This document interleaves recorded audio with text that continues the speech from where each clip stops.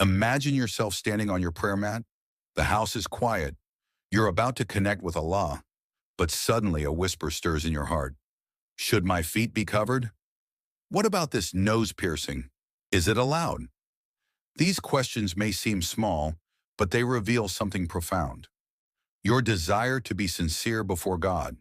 According to Imam Al-Ghazali, the essence of worship lies in the heart that seeks to please the Creator in every detail, even those that seem trivial to the world.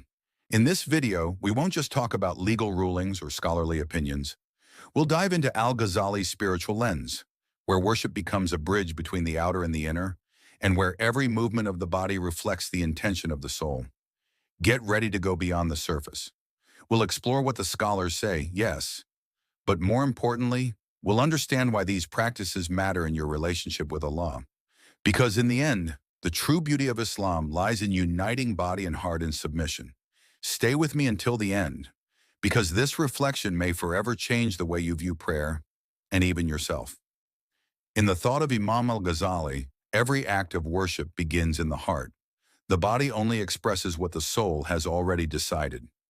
So when a woman asks whether or not her feet should be covered during prayer, the real question isn't just about the act, but the intention behind it. Al-Ghazali teaches that niyyah, intention, is the soul of worship. Without it, even the most perfect outward act becomes empty.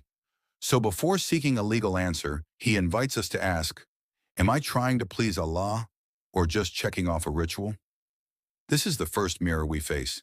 The simple act of covering the feet, then, can carry immense spiritual weight, not because it's obligatory or not, but because it reflects the delicacy of God consciousness, the care we show before the Lord of the worlds. As Al-Ghazali says, the outer signs of faith are the reflections of its roots in the heart. So rather than rushing to find a black and white answer, we begin by cultivating taqwa, the God consciousness that seeks to do the best, not out of fear, but out of love. The woman who covers for the sake of reverence is polishing the mirror of her soul, preparing it to reflect divine light.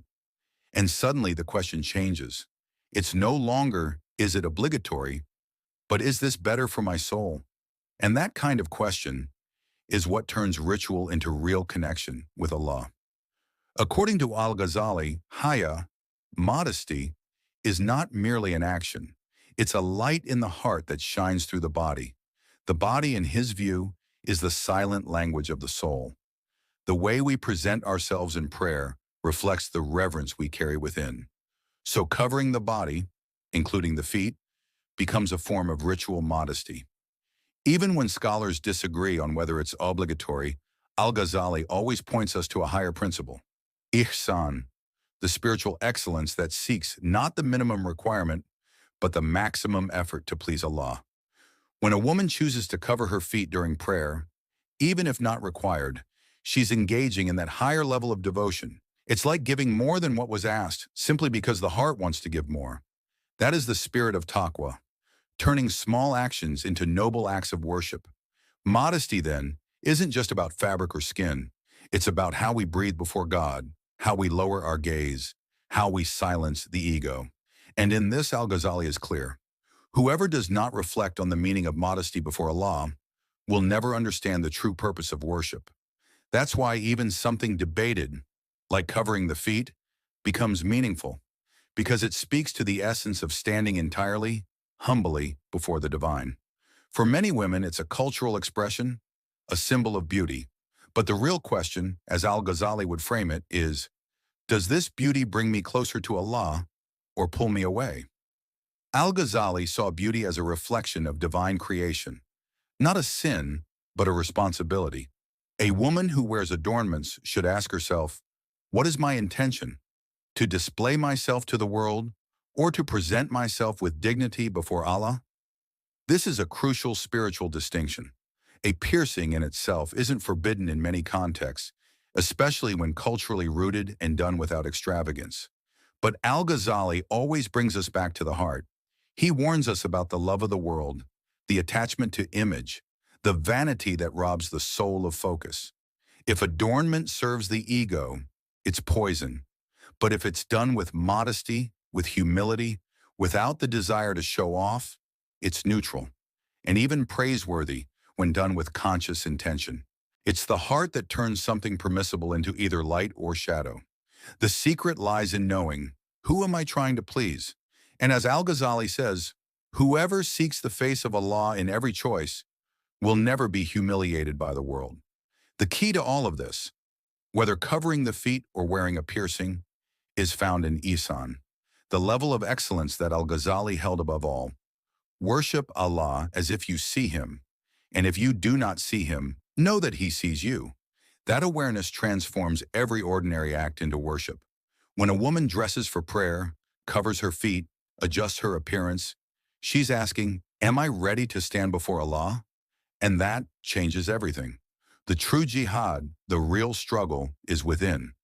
And caring for the external, even in the smallest things, becomes part of that spiritual effort. Al-Ghazali saw this as part of self-knowledge, where a woman learns about herself by observing how she behaves in sacred moments. To cover more, to adorn with modesty, to pray with presence.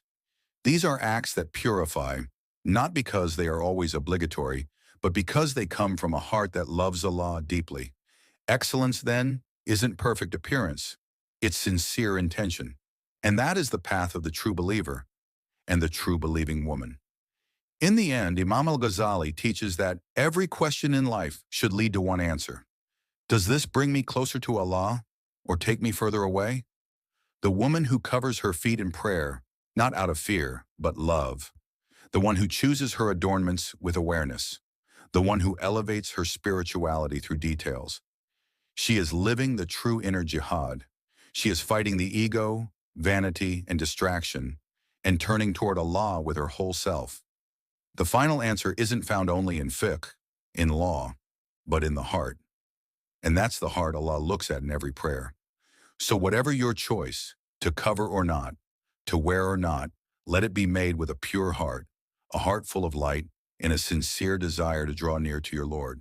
As Al-Ghazali reminds us, victory belongs not to those who merely perform the prayer correctly, but to those whose hearts are awake during it.